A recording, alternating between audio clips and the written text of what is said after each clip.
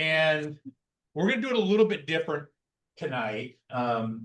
We are going to have, Cam's going to call the people out online so they can share who they are, give a quick summary of what has brought them out tonight and how they're involved in the nonprofit world. And since you are here in person, you get a chance to talk before and you get a chance to talk after. And so we're not going to have everybody here introduce themselves because I do want to keep some time at the end for people to ask questions of our panelists because they are the experts, not me. So we will do that. And I do want to remind you that this is a non-solicitation group. And you may ask, what does that mean, non-solicitation? It means we're relationship-based and we're trust-based, which means you get to know each other, you build relationships, and it's more of a, hey, what are you doing that I can help you with rather than how can you help me? And we want to make sure to keep it like that because that keeps it a safe place for everybody to come. Sometimes we have larger funders here, and it's not fun for them when they're getting hit up all the time about, hey, what can you do for us and how can we partner? So we want to make sure that we keep it a safe place for everybody to be. Cam is going to have everybody online introduce themselves so you see who's online with us tonight. And then afterwards, take time to get to know each other in this room. We have time before, we have time after. And then when we are done tonight, Cam will also send out a list tomorrow with everybody who attended. If there's somebody on there that you want to get to know, by all means, set up a coffee, set up a lunch, whatever it may be, and get to know each other and see where there may be synergy with each other. But super excited to be here tonight, and we will start out with Cam having some people introduce themselves. Jodie, we'll wait for you till we get started. Want me to get started? Yeah, we'll wait for you. We'll come back to you when we do the rest of the panelists. Okay, no worries. Okay, so starting from the top of the list, we have Celeste Rabadi. Celeste. Hi, can you guys hear me? Yes, we can. Hi, my name is Celeste. I work with the Edward Charles Foundation on the accounting team. I'll double check right now. Celeste. Moving down the list, the next person we have is Esperance. Hello, everyone. My name is Esperance Blygen. I'm under the Edward Charles as a fiscal sponsee for the Alberta Monk Foundation. Thank you for joining us. Elaine Wilson. Hi, good evening. My name is Elaine Wilson. I'm part of the accounting team of Edward Charles Foundation, and ECF is a fiscal sponsorship, and we have several entities that we help with accounting and bookkeeping. Thank you. Thank you, Elaine. Moving down the list, we have John Sarkisian. Hello, my name is John Sarkisian. I'm calling in from San Diego. I'm chairman of a group called San Diego Sport Innovators and working on a foundation for Bill Walton. Thank you, John. The next person, their name is Living Advantage on. Yes, hi. Hi, everyone. I've been so excited. I was with you guys a few months back and just really enjoyed everything that you guys do.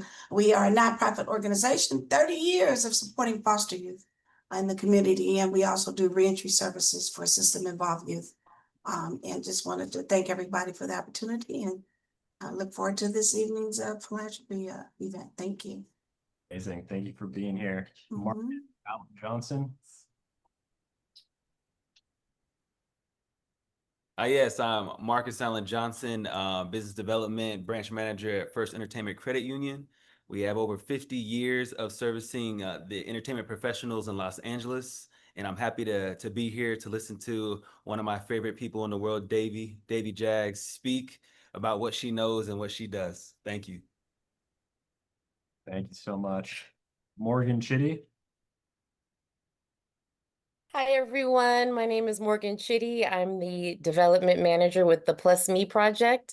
We are an LA-based nonprofit organization, and we support self-confidence and social connection in youth through the power of personal storytelling. Glad to be here. Thank you. Rajavel.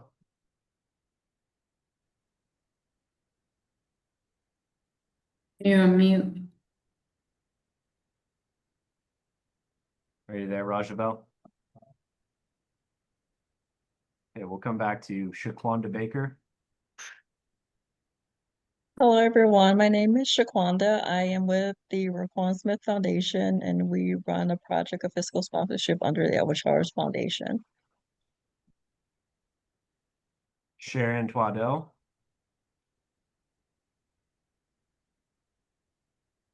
Yes, my name is Sharon Twaddell. I'm Chief Operations Officer of a nonprofit, Just Be. We focus on autism and neurodiversity awareness and education. A little bit different from some of the other nonprofits. We focus on safety and lifestyle. Thank you so much. Next, we have Shayla. Because I'm very pissed at Sharon. Hi, my name is Shayla. Honestly, I'm not even sure if I should be here. You know, everybody has titles. I don't have one. I just wanted to, learn a little more about it.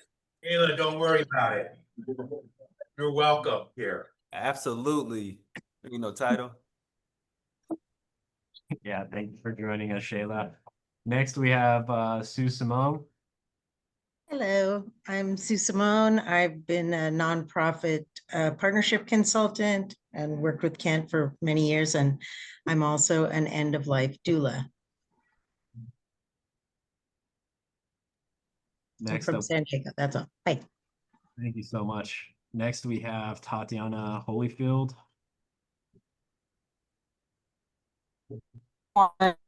Holyfield here.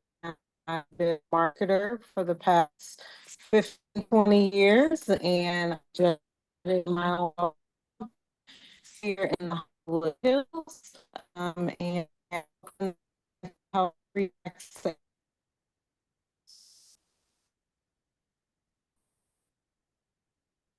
Next up, we have Roy Kessel.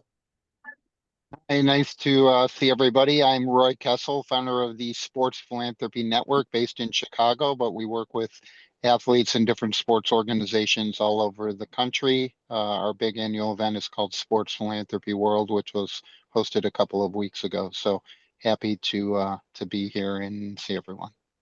Thank you, Roy. We're going to go back and see if Rajavel is there. I'm hoping I'm here. We can hear you. Yes, my name is Rajavel Jagadisan. I'm Devi's father. I'm here to participate in whatever you guys need. Amazing. Thank you for being here. Okay. Next up, we have Marty. Hello, everyone. My name is Marty Woods. I'm the executive director of the Pete Brown Jr. Tennis Program. We are a youth-based program, sports program in LA that uses tennis as an avenue to achievement, life achievement, health, fitness, and mental awareness. So I'm really looking forward to this conversation. Thank you. Being here, Marty. Next up, we have Allison.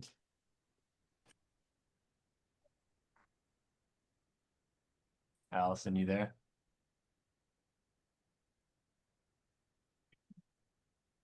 And I believe the last person we're looking at is Barbara J. Yes, good evening. I'm Barbara Jagadisan and associated with Devi, but also have been involved with youth soccer on the East Coast for many, many years. So I'm happy to be here tonight. Thank you, Barbara. All right, Kirk, back to you. All right. Well, welcome everybody who is here via Zoom. We're glad to have you and everybody who came out in person tonight. Super excited about this panel. Talking about mental health is always timely, and we have a great group of people. Jodie, we're going to start with you since you are on via Zoom. Jodie has been working with us at Edward Charles in one capacity or another for a long time with some of the clients that she has. Is very experienced in the mental health space. So Jodie, why don't you introduce yourself? Tell us a little bit about what's drawn you to this space and then what you're currently working on. Sure. So, hi everybody. I'm Jodie. Jodie Blum. I am the CEO and founder of the Collective Social Impact Agency. And as Kirk said, I've worked with Edward Charles for many, many years. As far as what has drawn me to mental health, I would say personally and professionally, there's two sides to that story. In my lived experience, I have a son who struggles with mental health challenges, and inevitably, as a parent and just as a human, you understand how difficult that is and how it not only affects you, but just the world around you. And you can really see the multitude of sides of, you know, how people face these challenges, overcome them, and also struggle with them, honestly. Professionally, what's drawn me to this, I've been working in the mental health space with various clients for many, many years, but I think kind of what really tipped the curve to me was COVID. And really understanding the magnitude of the opportunity at hand, that from a global perspective, it was a moment in time that there was an actual understanding from a human level that everybody was facing. I don't know any cause or social issue that I've worked in for over 25 years now where really everybody as a human being could understand the challenge that was being faced. And I think it presented a light to not only the industry, but all of us that work in the space to really take the initiative and bring it, you know, forward in every way possible. Again, just because of that understanding. As far as what I'm working on now, NAMI is one of my clients, and I would like, while I have the opportunity, to shout out my other mental health family and Mädchen, and I love you so much. But NAMI is a client of mine nationally and locally. I'm based in Miami-Dade County, and we're working on a huge suicide prevention campaign in September that we partner with the county government. We also partner with all 4 or 5 sports teams, professional sports teams down here, the Heat, the Dolphins, the Marlins, Inter Miami, hopefully FC Miami. But it's a massive campaign that we get a tremendous amount of real estate and do in 3 languages that reaches, in the past, we've done it for consecutive years, and it reaches over 20 million people in just 1 month in the county alone. So that's a really big, important project I'm working on, as well as a film festival that they have. And thank you all for being here. Thank you. Cynthia, you have a really interesting story in terms of how you came to the mental health space. Why don't you tell us a little bit about that, and then tell us some of the projects that you're currently working on. Yes, thank you all for being here. I came into this in such a weird way. I've only been in this arena for maybe 8 years, and I come to it because of my husband passed away 4 years ago. And he was a renowned psychoanalyst, and he struggled through the course of his career, which was well over 50 years long. And by the way, he died at the age of 100 and he's still practicing. He had a full roster of patients who completely relied on, believed in his theory. And his theory was definitely going against the grain of more conservative Freudian work. He practiced through Freudian methodology for most of his career, and then because of many, many things, it's a long story, he shifted and came up with a theory that extended Freudian's theory, basically. And in his world, with his peers, this sort of work was not really well accepted. They wanted everyone, every student, to be more conservative in the way that they practiced. And so he was shunned. He lost his position at UCLA. His peers threatened him in terms of taking away his patients. And he said, screw you. This is what I believe. This is what I know works. And I'm keeping at it. And he did. And he has made so many people healthier because of it. And there are people who are still trying to find a way to get this information about his theories so that their lives can be changed. And our goal ultimately, is to figure out a way to have his work taught at psychoanalytic institutes in our universities, and we're a long way from that. And he said to me, my peers aren't listening. If you can, after I die, my darling, please see what you can do to move this forward from the bottom up. Maybe you can teach people, lay people, about this, and they can go back to their doctors and say, why are we not thinking about these things? Why are we not doing this? These things are basically, how do we get to understand who we truly are? How do we release the trauma that we live with that's been put upon us by our ancestors, by our parents, and that's not to diss those people at all. We all carry some amount of trauma. We are all doing the best we can. We all look around and say, okay, this is my life, I guess I'll live it. But there is so much more you can do. There is so much more you can do with your life. And we want everyone to find their true self and understand that they are lovable, know how to love, can act from empathy, can sort of come to a natural place of support for each other instead of judgment being where we start, anger, not creating enemies.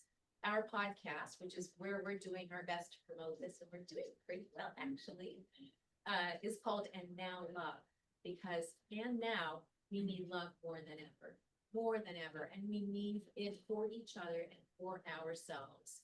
If you look at the world and you see what's going on, the strife, the fear, the wars, that's all happening inside of us as individuals. And we have to clear this up inside ourselves before we can undo what's happening in the world. And look, history has already told us that war is not going to create a better world. And war does not come from people who love each other. And that's what I want to do. I want everybody to know how to love themselves, each other, fully, without resentment, without judgment. And I could talk for another 75 minutes. Thank you, Cynthia. Thank you. Devi, talking about trauma, you have worked with Title IX, with women in sports, college campuses, those sorts of things like that. Let's talk a little bit about what brought you to that, and also some of the. I have a sophomore in college, and I'm shocked a little bit by some of the behavior on college campuses. So talk a little bit about your work and what you're doing. Yeah, so I came into the intersections of mental health and gender-based violence advocacy work through my own circumstances. I was a Division I cross country and track runner at Xavier University in Cincinnati, Ohio. And running was the light of my life. I used to say running was my boyfriend because I wasn't allowed to date, whatever. But,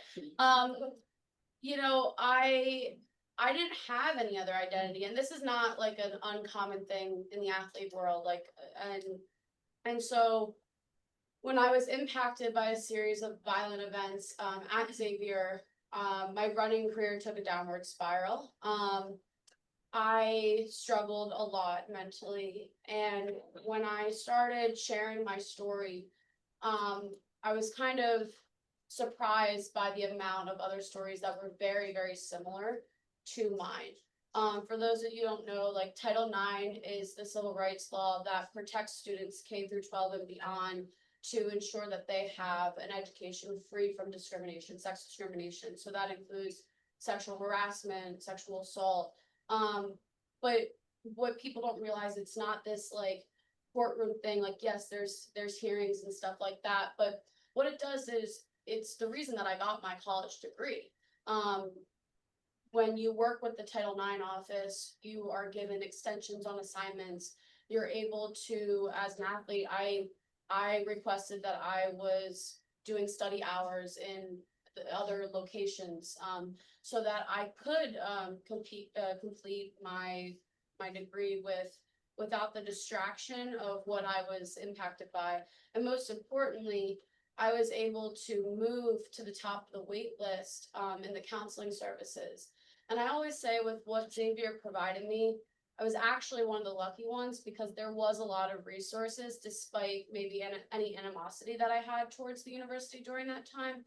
But most college kids do not have unlimited access to counseling during this time, a very crucial time in young people, where no matter what you're going through, I think it's required that there's counseling. But Xavier had unlimited counseling services because they had a grad program where those students needed to complete clinical hours. But I know plenty of schools that you get 3 free sessions and that's it. So that's how I got into this work. And then I think it was picking apart the other layers of, okay, athletics can't be my only identity. And so I coined the term sparkle, which reminded me of this time where when I was a teenager and used to train in the Rocky Mountains, and this sparkle was that fire inside me and inside any of us. And I believe your sparkle is your happiness, passion, and self-worth. And that's what's led me to my work now, through under the Edward Charles Foundation, Divine Media as my nonprofit, and my podcast called Sparkle On.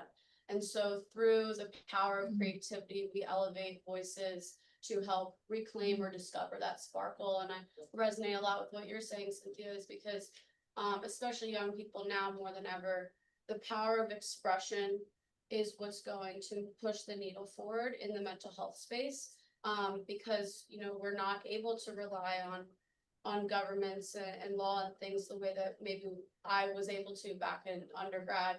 And it turns to community and honestly yourself in order to go on that journey and reclaim that sparkle. Appreciate that. Mädchen. Yes, sir. I probably know you best out of everybody here. Tell us a little bit about your journey with your family, and what you've been up to for the last few years, and talk a little bit about that. Yeah. Hello, everyone. This is a great family here. When we started our foundation, Kirk, Kent, the whole team were so helpful in helping us get on our feet. So I just really appreciate inviting me here to be a part of this. My story, I guess it starts way back. It sounds very off topic, but 38 years ago, I came into Hollywood as a young girl, 16, left home, and I've had a great career these last 38 years. Wonderful husband that I met right away, had kids young, my son and my daughter, juggled this career while raising the kids, never embraced or liked the celebrity part of what I did. I wanted to just go to work and go raise my kids. And my son and daughter both went off to college. My son went off to UC Irvine and on a track scholarship. And my daughter to Cornell University, also a track athlete. And David and I were like, woo, did it. And unfortunately, within that first year of my son being at college, witnessed a really brutal death. And a boy jumped from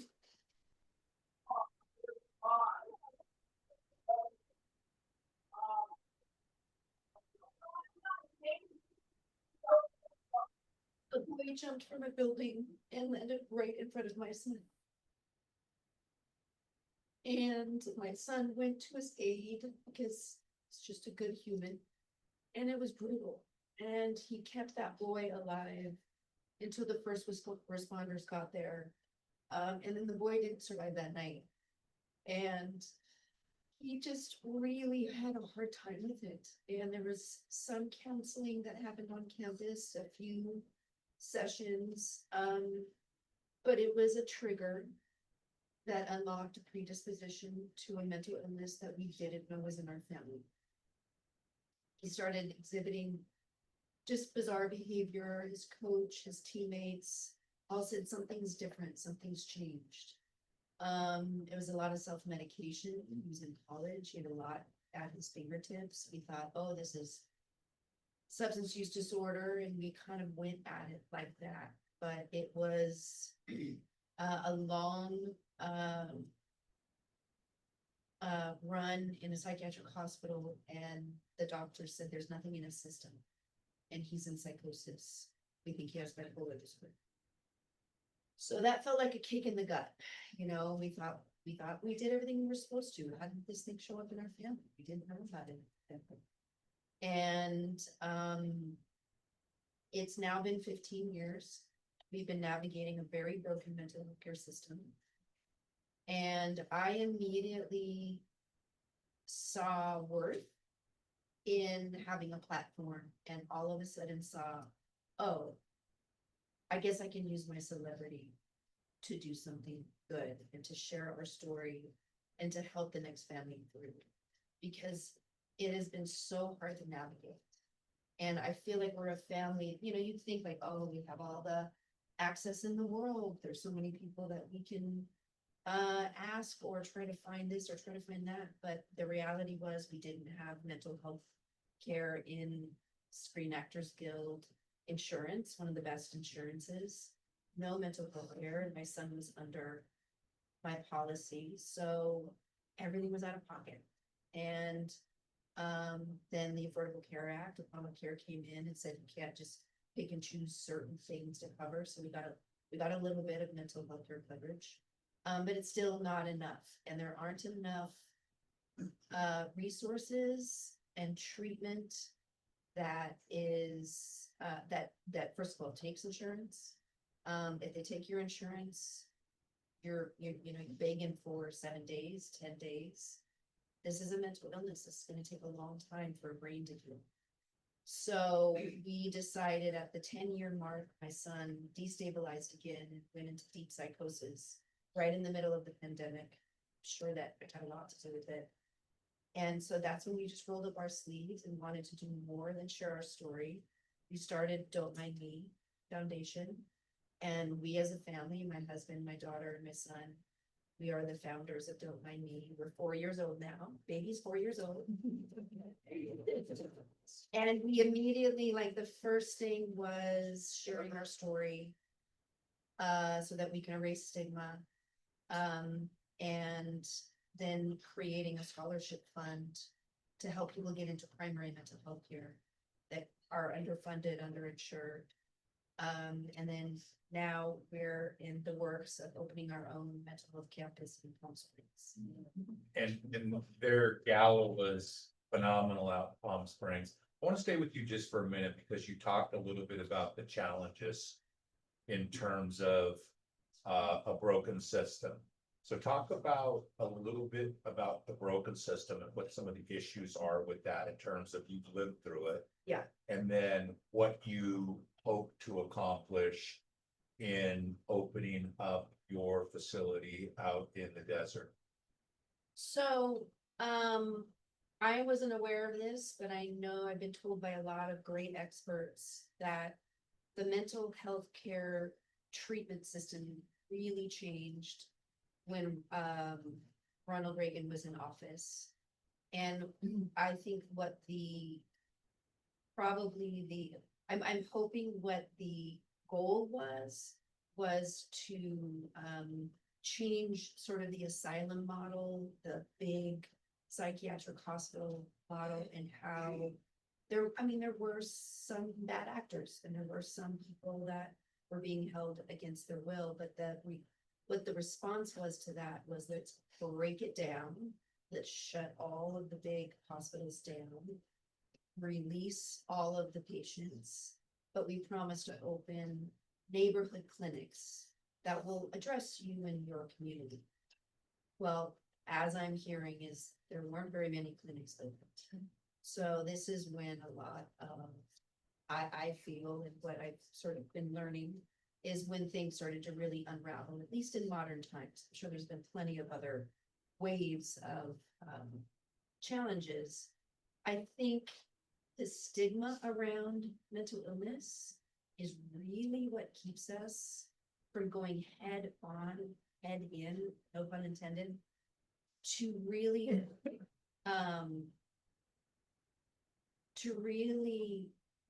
study the brain, understand the brain, and really come up with a lot of different ways that we could be treating. I'm sure a lot like what your husband was trying to do. So just finding a primary mental health care treatment for my son is almost impossible. Right now, what's being funded in most places treat substance use disorder, which a lot of time is co-occurring. So of course it's very important. But they then release some additional funding if you would call yourself a dual diagnosis. And what allows you to call yourself a dual diagnosis is that you allow your client to go see a psychiatrist once a week. Not that they have psychiatrists and staff, not that they're hooking you up with that psychiatrist or getting you there, but if they just allow you, then they can get this extra funding. So these are the things that need to be worked on. This is not enough. So we really focus on looking for those primary mental health places that can accommodate the primary issue of what my son is dealing with. He can get his sobriety in a great place if he's mentally stable. So that's why we really focused in on funding a crisis intervention scholarship fund for a treatment center down in San Diego that we really believe in, and they're doing great things. But then it's really frustrating. This is, I think, an example of what's happening in our country and around the globe. If you look at Riverside County, which is Palm Springs is within Riverside County, there is no primary mental health care at a residential level. You have substance abuse, but they're not able to handle the primary mental health care. So we're hoping to open a mental health campus that brings you through all levels of care, crisis intervention, detox, stabilization. We get you stable, and then hopefully roll into a longer approach, a longer program. Just for an example, like for my son, when he's in a manic episode and he goes into severe psychosis, it takes a year for his brain to heal from one episode. So how are we expecting our loved ones to just get fixed within 21 days, 30 days, 60 days, 90 days? It's not fair. And when you're looking at facilities and treatments that are, we've gotten quotes of 30,000 a month, 60,000 a month, 90,000 a month, $100,000 a month out of pocket. And if you are lucky enough to have those funds as a family, how long does that last? How long of a treatment plan can you afford? And then how does your loved one feel when you're plunking down $100,000 and families are mortgaging their houses, selling their cars? This is like, it's just so important. I think that there's a lot of things we need to work on in our healthcare system, but our mental health care is at the core of so many challenges that we're facing right now, and housed on the streets, families broken apart, not understanding. So anyway, a long way around. What we're trying to do is open a campus, takes you through all levels of care, then is there for community support. from that point forward. And then really engaging the existing systems, the existing insurance systems, the existing Medicaid system, let's hope Medicaid stays. But then combining that with innovative ways. So combining it with philanthropy money, with a nonprofit for-profit kind of circular thing that can help feed and keep alive the nonprofit. Innovative technologies that people can invest in, be a part of, but it's also filling out the treatment of your loved one. You know, it's not just medication, it's not just psychiatry, it's nutrition, it's inflammation in the body, it's vocational skills, it's community skills. So I can go on and Thank you, and thank you for being vulnerable, Jodie. Yes. A little bit about, talk a little bit about some of, you know, you worked in suicide prevention for a long time. You've done a lot in that space. Talk a little bit about the challenges you've seen in the space in terms of your work, and then also some of the opportunities that you see. Yeah, absolutely. So I think across the board in mental health, suicide prevention, as well, I think from what I see is that there's a massive gap in cultural representation, and access. Like Mädchen said, whether it's financial access, barriers to access, limitations in the communities to access, stigma, and just really a lack of trust in the space.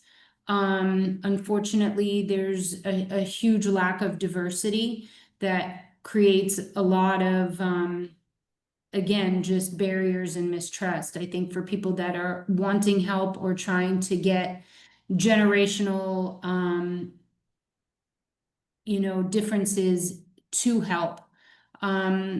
I think storytelling, as far as what are, I think, positives that and opportunities that I work very closely with and advocate for, is storytelling. I think it's a tremendous opportunity for people to share their lived experiences, so people don't feel that they're alone in what they're going through, especially in communities of color.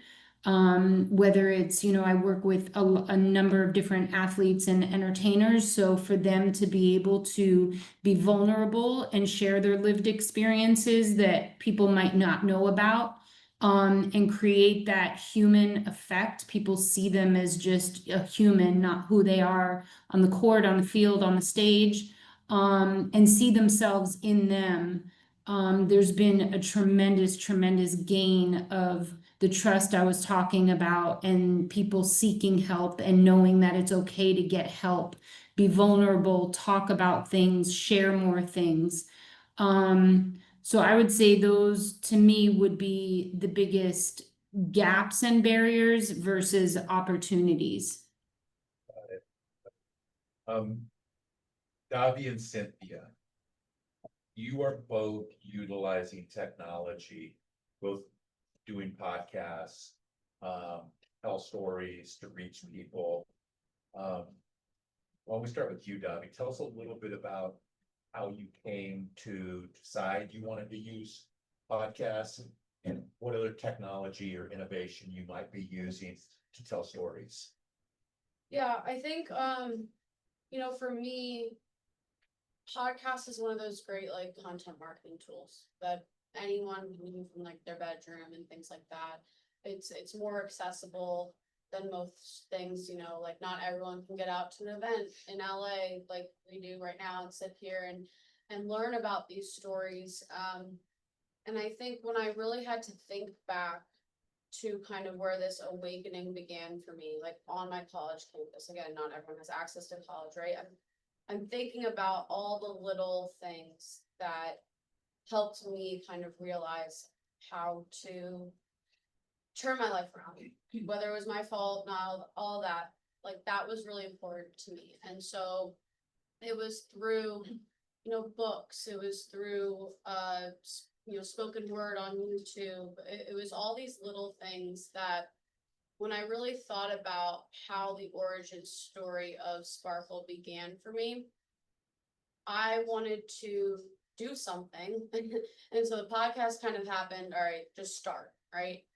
And then now we are in the midst of building a platform that would essentially be an all-in-one spot, Substack, Goodreads, Instagram, TikTok, and be a place for artists, specifically young people that are trying to figure out their platform, trying to figure out their voice, and be a place where they can express themselves, and using the back end of the data through keyword research, AI, what have you, to actually hear what young people and people in general are saying. I think a lot about the teenage girl experience, and when you go on TikTok and someone's ranting about the summer I turned pretty, and yes, that comes out tomorrow, so that's why I kept mine. But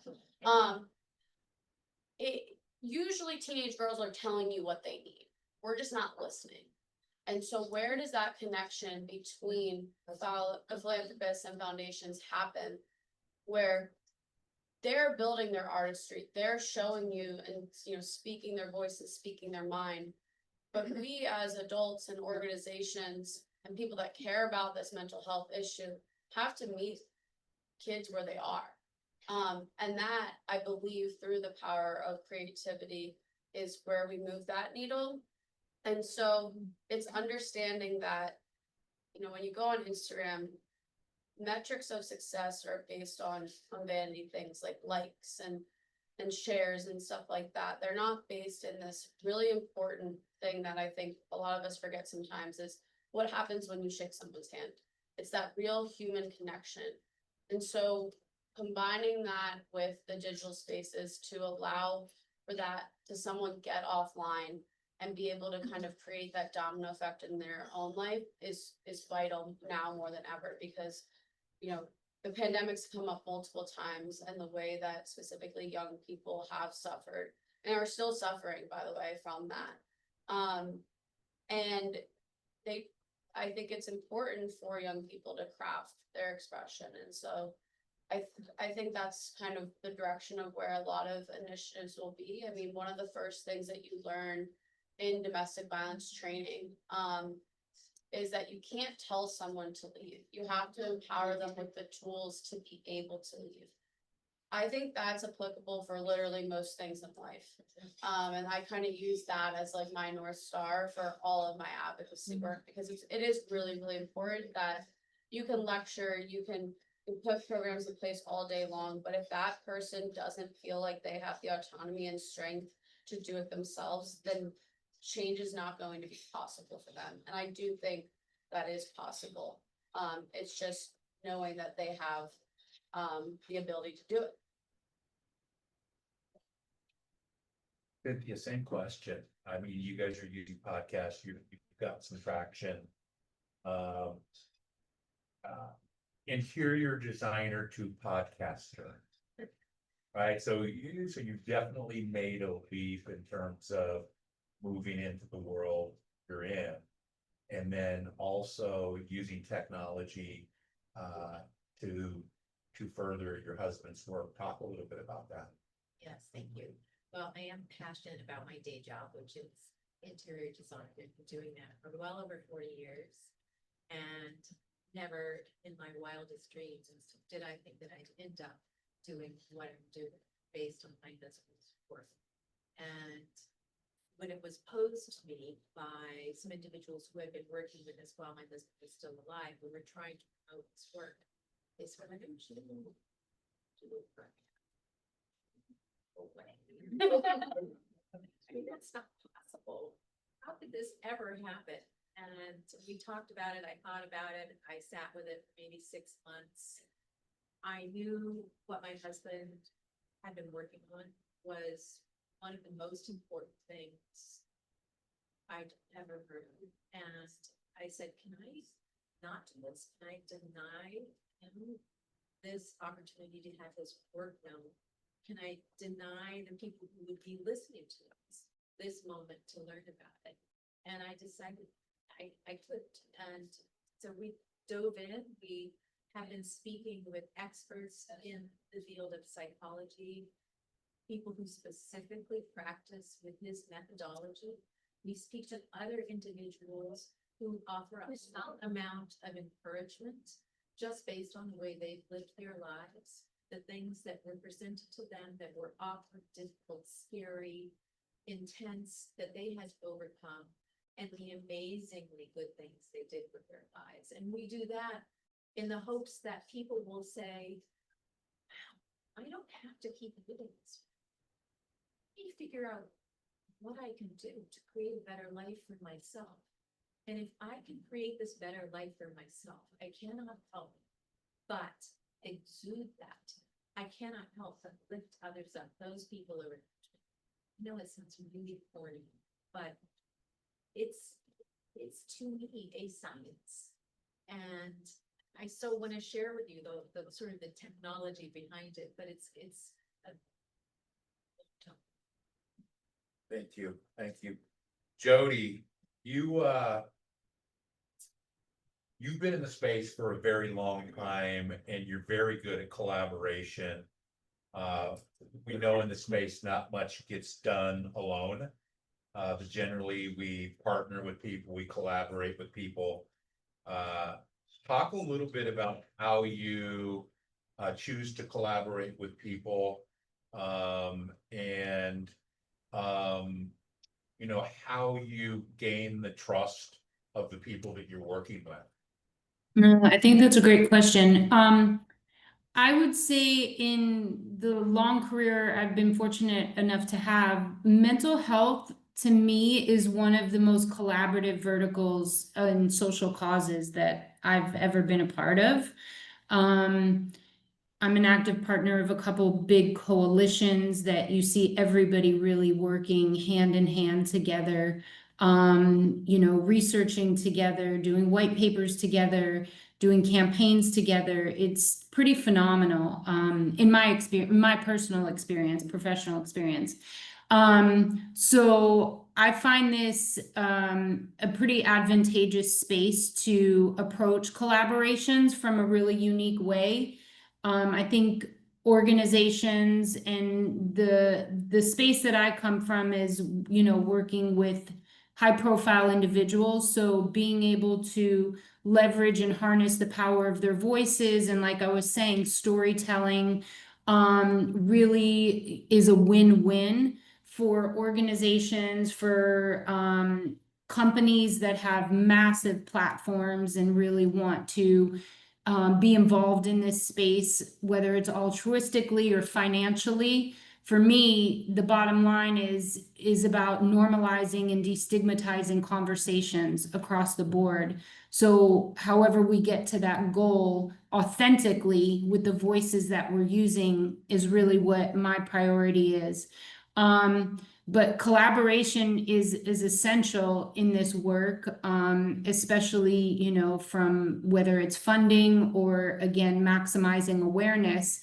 So I approach it from trying to not only utilize the clients that I have and the people that I'm working with, again, to provide an asset of who they are, to uplift a message, to reach communities, you know, on the ground, to be able to open doors that a lot of, you know, maybe some grassroots organizations or other organizations are not able to, and really see the power of that duality and those collaborations together. Not to go back to, you know, an example I said, but I don't know in many other circumstances where a county initiative can reach 20 million people in over a month, you know, but that's the power of, again, a massive collaboration of people seeing the importance, to get messaging out about suicide prevention in such a seamless and easy way. I think that's also another objective of mine, is to always provide solutions for who I'm collaborating with to make it really easy on their end. You know, so again, in raising awareness, bridging messaging, breaking down barriers in this space, it's really about understanding, again, what are the barriers that we talked about and what are the goals to get from A to Z, and who can really, kick down those doors and let people see themselves in who's speaking. And more than anything, when it comes to mental health, I can't stress enough that it has to be super authentic or it's just not going to work. People are not going to believe in, somebody talking about this issue if they haven't had some lived experience or it hasn't touched them personally somehow, because it's such a very deep personal, issue at hand. Jodie, you mentioned funding a little bit, and what's the funding space like right now for mental health initiatives? It's scary, to be honest. There's been, obviously, we all know there's massive funding cuts when we thought we were just making huge strides. So that's really scary. I think now it's the prime opportunity for companies and for, individuals that can afford to get behind it to really double down.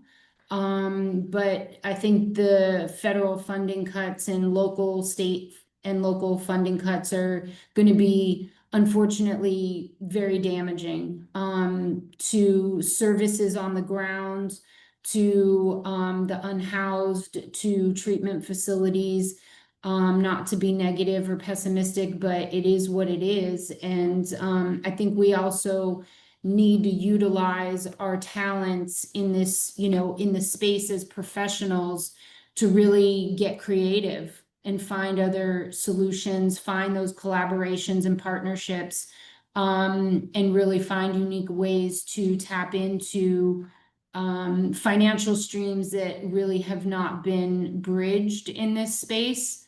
And again, really kind of go back to the bottom line that some cases can be more severe than others, but as a human existence, we all are affected by mental health. Whether you wake up stressed one day, whether you're grieving for a loved one, whether you have anxiety, or whether you have, severe daily challenges. It's something that I think we're all interconnected on. And to, really again come together, as an entity and really find those ways to achieve the outcomes that we need to. So, yeah, but I mean, to answer your question, it's pretty scary right now in this space. Devi, with that in mind and with some of the challenges you see in the space, where do you see hope and where do you see opportunity in the space? Yeah, I think I mentioned it before. I think it comes down to that community connection, right? Where it's turning a little bit into the trust of your own expression and kind of emphasizing that point of creativity and what that means.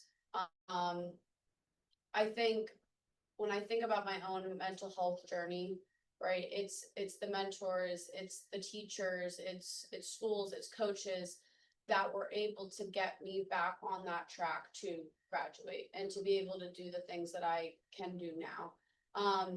And so it comes down to that one-on-one of what are we doing to take care of one another?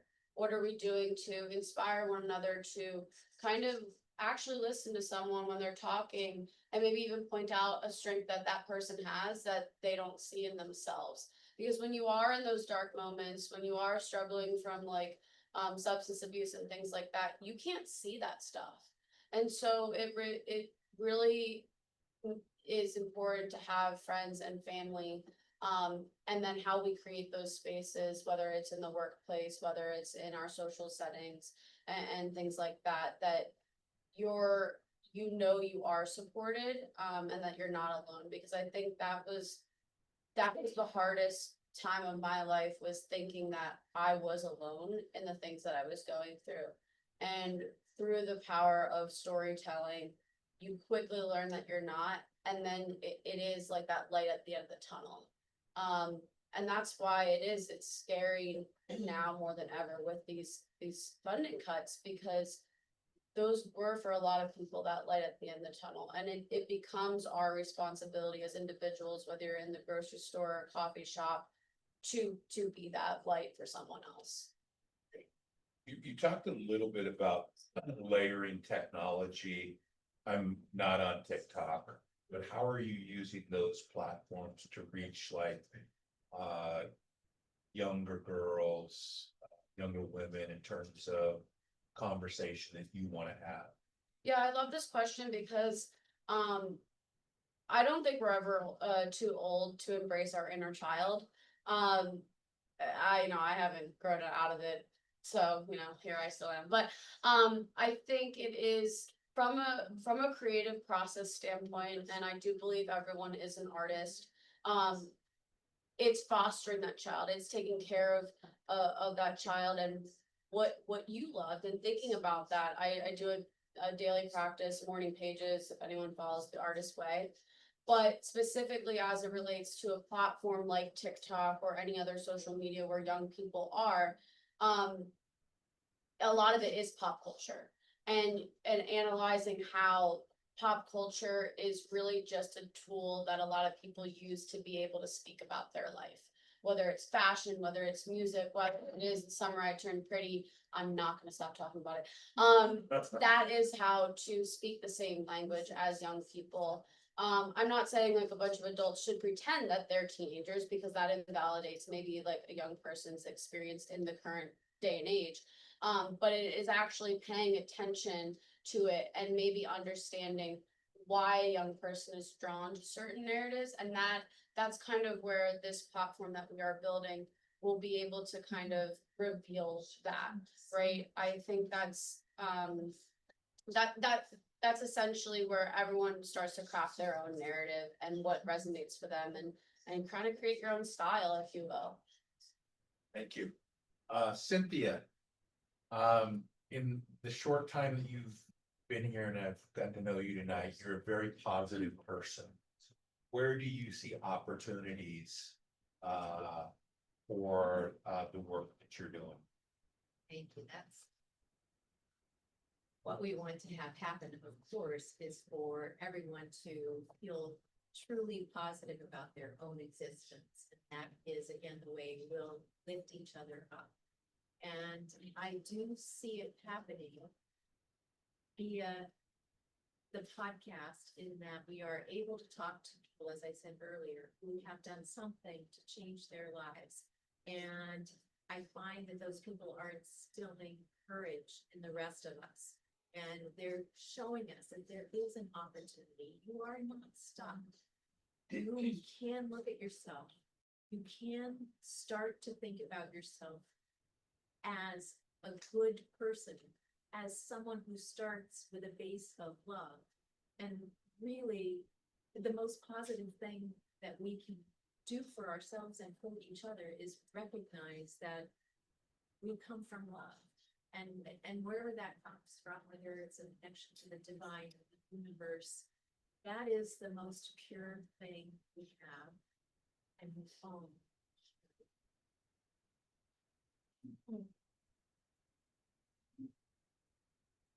I'm going to ask one more question, and then we're going to open it up for questions for everybody here and everybody online. If you are online, you can either type it into the chat box and Cam will read it out, or you can raise your hand and Cam can call on you. But got one more question, and it's kind of one we always finish with. And how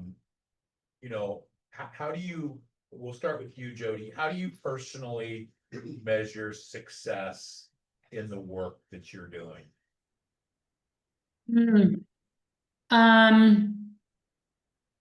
Knowing that you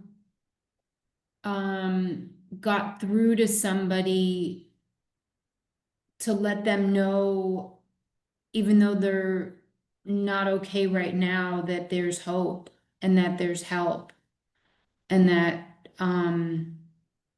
it can, and that things can change. You know, I just hearing stories about,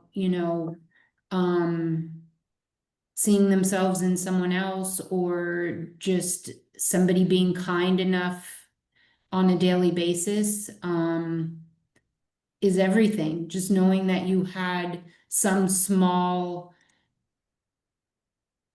facet or some small mark on possibly saving someone's life, or possibly letting somebody know that tomorrow's a new day. And acknowledging that where they are right now is honest and it's true, and what they're feeling is okay to feel. To me, that's everything. To know that you made a difference in possibly helping somebody turn things around. I mean, for me, it's as simple as that. Abby, how do you define success?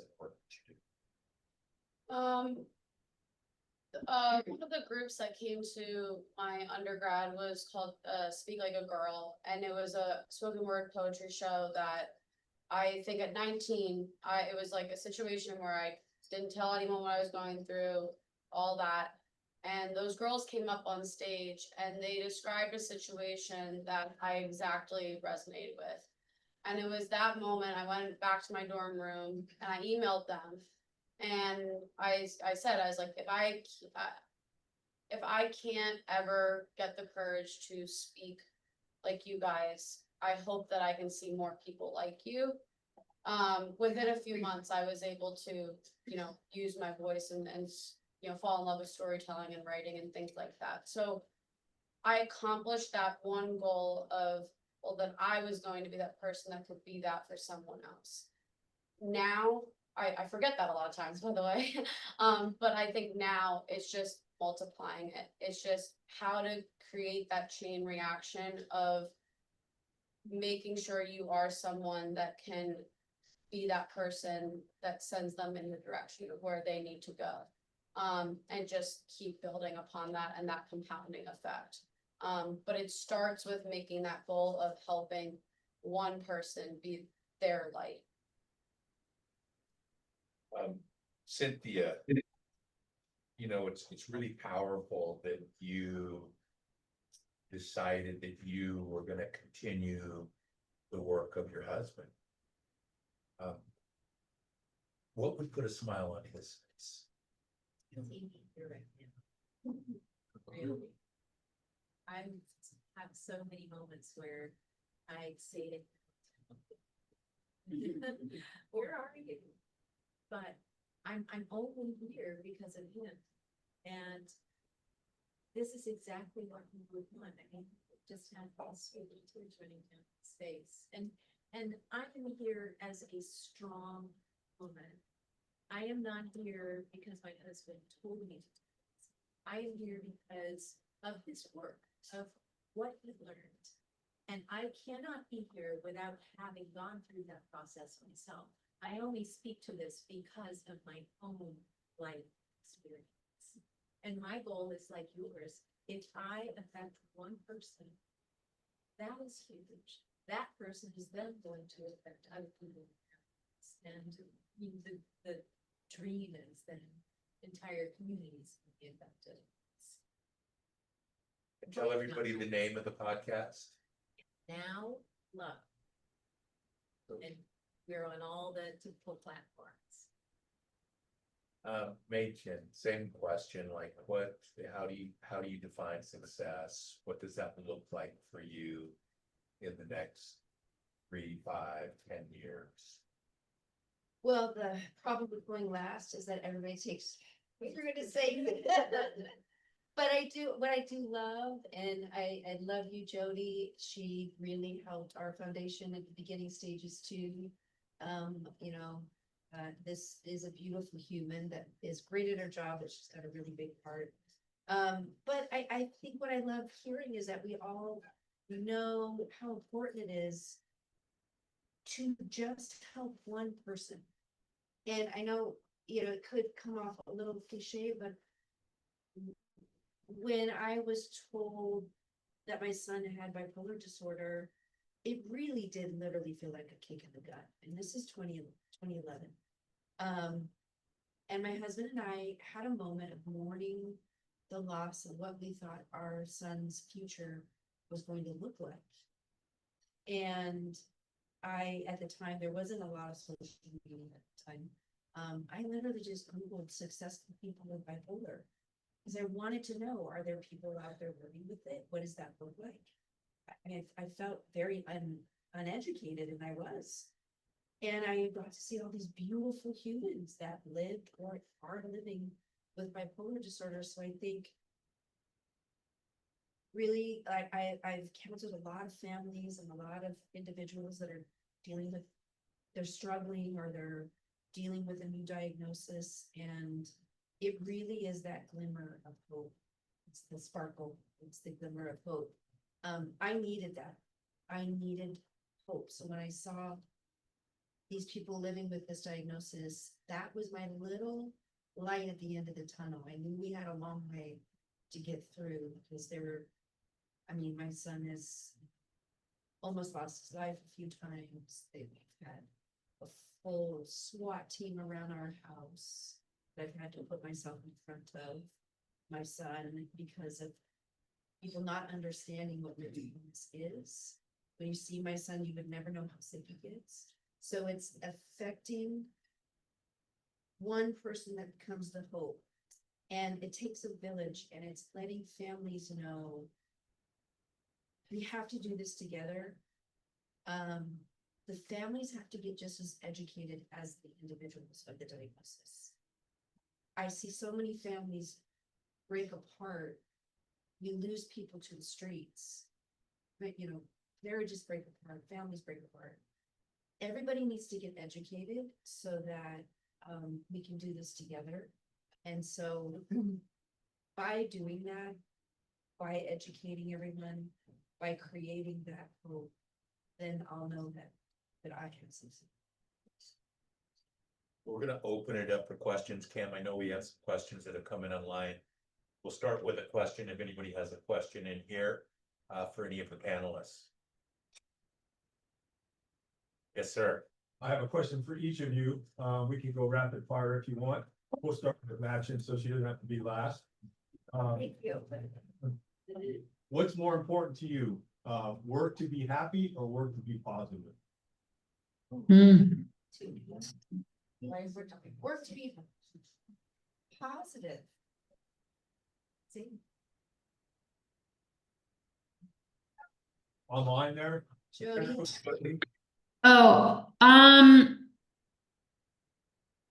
think if you're positive, you're kind of happy, right? I don't know. So I'll say positive. I would also say work to be positive because I think without sadness, you can't have happiness either. Mm-hmm. Cam, do we got a question online? We want to make sure we do not, but we can open it up. Anyone online, put it in the chat. Any other questions in here while we're seeing if some people online have questions? Yes. For all of you, how do you think that we can kind of bridge the gap from going, in the college space, we have a lot of resources, so we may have more resources than we have in our early adult life, like a one-to-one mentorship, like maybe we're mentioning. How do you think we could bridge that transition into young adulthood, not being reliant on your parents anymore, having a full-time job, going to professional workspace, going from having all of these resources and having to do it all yourself? Great question. And then also in the light of AI and social media and things like that, how can we make sure that that's a positive thing for not having be susceptible to anything more negative aspects of that? Can somebody, I couldn't understand, I'm sorry, I couldn't hear. Yeah, I'll say it in a quick manner, Jodie. How do we help young adults transition from a time in their life, say college, where they have a lot of resources available to them? And now they're out on their own and they're not living with parents. And they may not know where to access resources, so they may not have the same resources they had in college. How do we bridge that gap? That's an awesome question. Yeah. I'll jump in kind of there's a medium. I'm trying to do a bunch of work about mental health in the workplace, which is incredibly important, even if it's from, early stages, entry level. But I think there needs to be a lot more promotion and awareness about resources in the workplace so people know what's available. And then better marketing. There's a lot of resources out there that people just don't know about. Sure. So from experience, we train our kids that our phone and our mail is more important than they are. We wonder why they don't talk to us when they're teenagers. And my daughter attempted suicide, we're married, we have kids. What you said about the mental health, spot on. And I'm a pretty resourceful guy. You cannot find, resources. And so the question is, how can you identify? Because I think we all know that by the time a child's 5, their personality's pretty much fixed. And when as they're children, are there signs? Now, clearly there wasn't on the bipolar with you, but are there signs of mental illness as a child that as parents we could be more aware of? And, and I just want to make a statement that what I discovered when that happened to my daughter is that my role as a dad was far more important in my daughter's life than I ever met.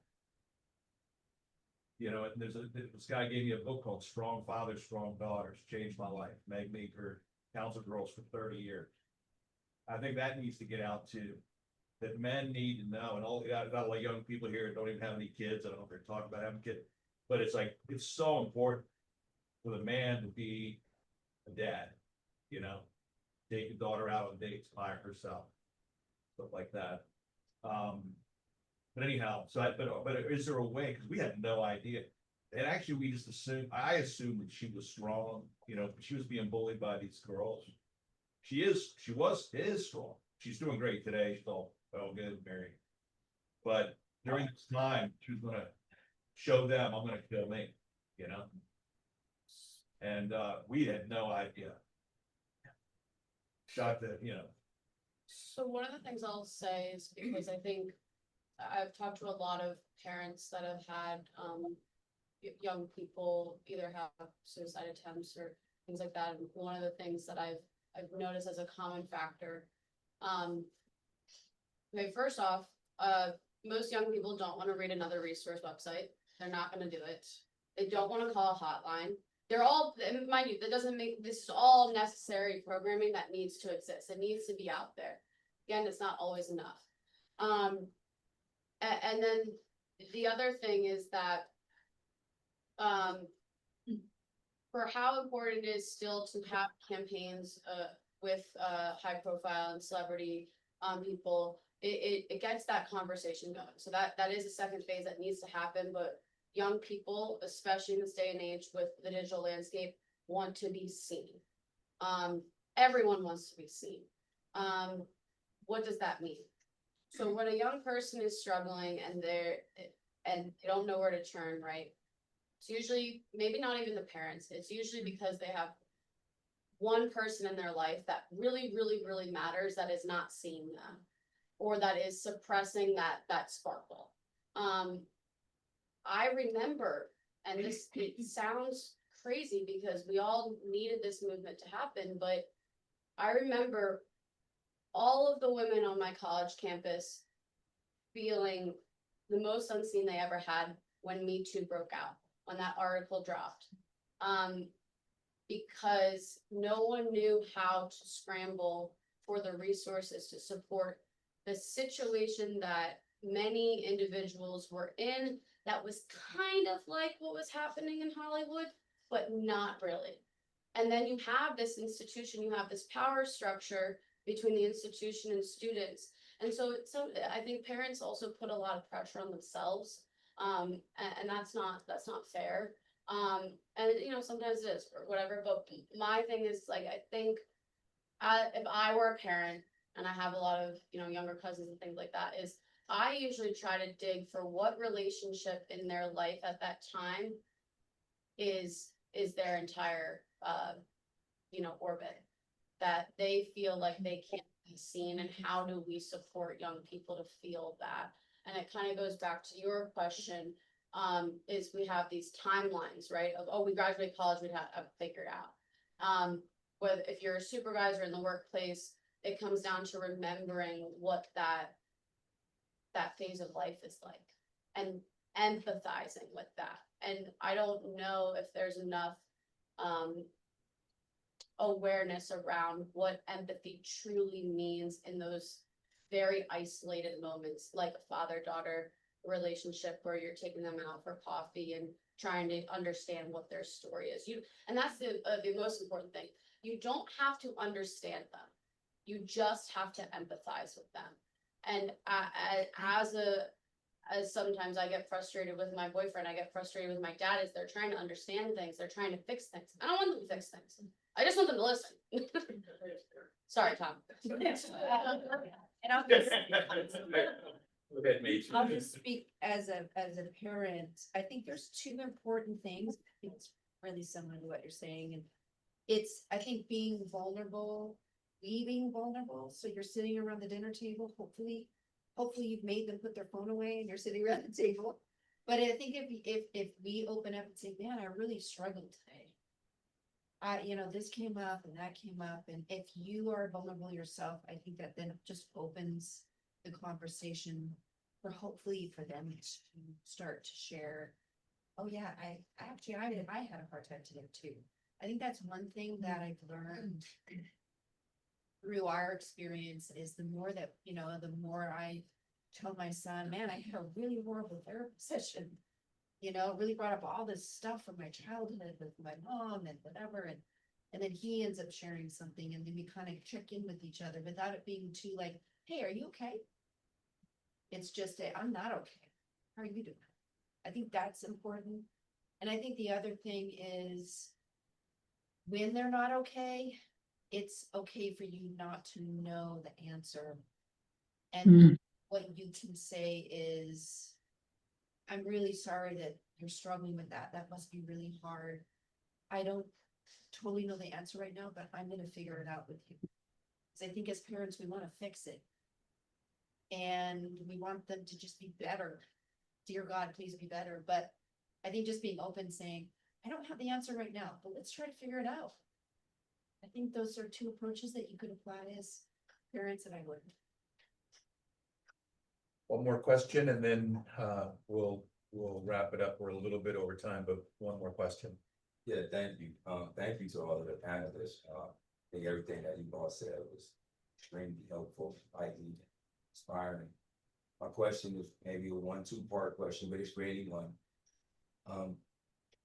When there's like this stigma around mental health, and a lot of parents, and I grew up in this environment where as soon as you start to say the word mental health, you know, people kind of stray away from even digging deeper into it, you know, especially when it comes to young people that we're serving, because labels and different things like that exist that they're afraid of and don't really want to go down that road. But what advice do you have, you know, for a community that's still at that point of that stigma and don't even want to get really embark in a conversation of mental health? And then when you finally get through to someone about just seeking help, you know, how do you work the system, I guess, where some of the resources, and you finally call someone, you find a provider, and it's like 30 to 60 days before you can even get someone seen or get someone help, when you finally spend so much time trying to break the stigma, and you break the stigma, but then there's no resources or support for that family. Like, have you guys experienced that? Like, it's a common thing in the community that I work with, and it's discouraging at times because it's like you spend so much time trying to break this stigma and really get somebody to buy into we all need help, and then you get them and try to get the help, and then the help is not available. Jody? Yeah, I mean, I have a lot of personal and professional experience with that. And I empathize and I am incredibly frustrated about it as well. Because not only do you have this incredibly long waiting period, but then it's also really important because you're interviewing the therapists as much as they're, not interviewing you, but there has to be a fit. You can't just, say, oh, great, I got this appointment and I'm gonna vibe with this person. They might not understand you, they might have absolutely no context for your background or where you come from or what that looks like, and it's incredibly frustrating.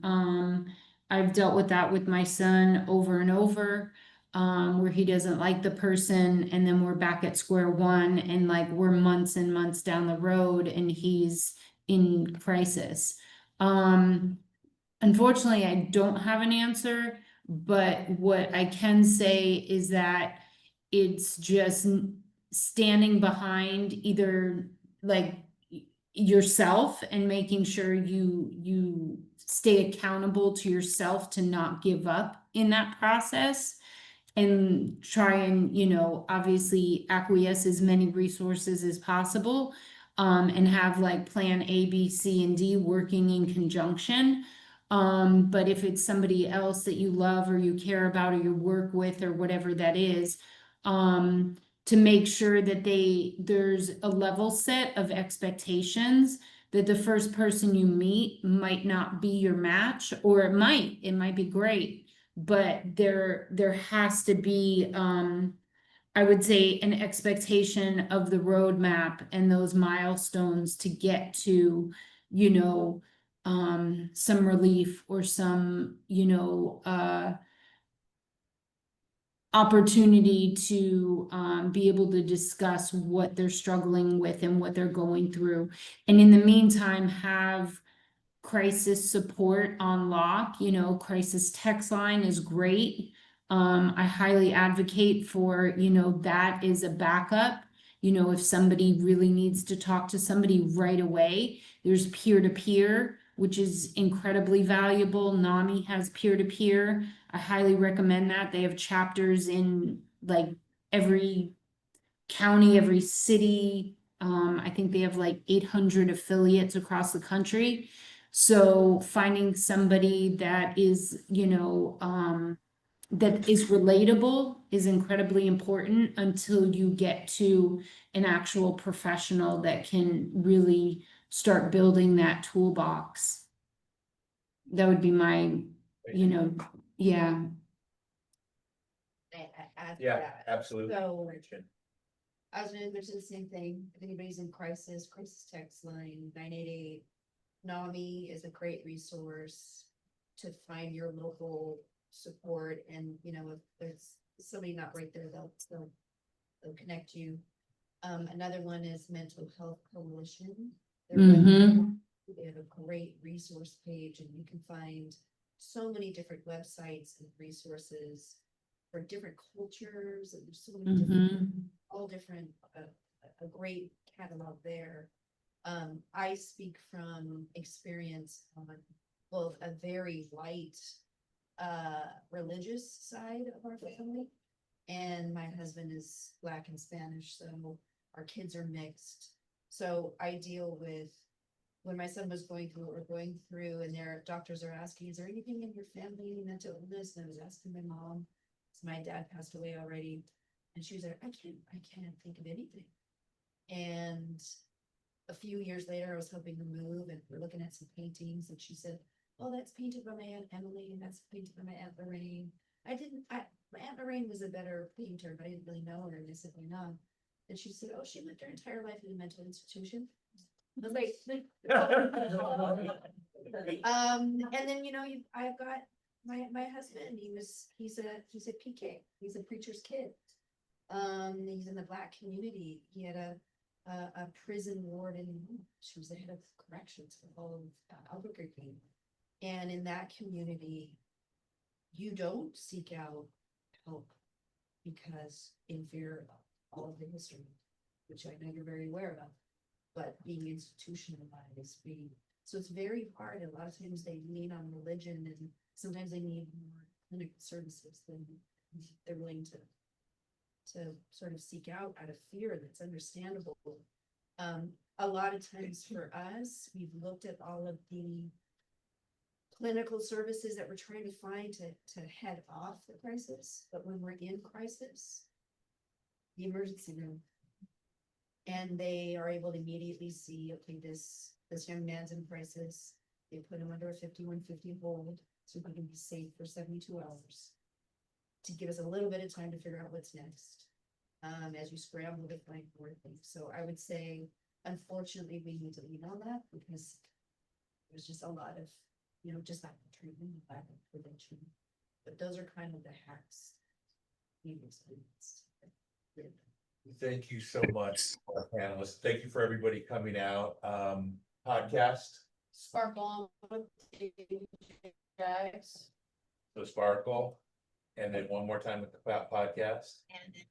Okay, thank you for coming out. Thank you for everybody joining us online. We will take a little hiatus until October, correct? October 21st. October 21st is our next panel. Which one is that, Kim? Technology. Technology, okay. So thank you all for coming out. You guys, thank you and spend some time together. And we have some exciting things coming for people online down the road where break up into smaller groups where you can have conversations. Thank you. Thank you. Thank you, everybody. Mädchen, I love you. And don'tblame.org to reach out to us. Let's keep the conversation going.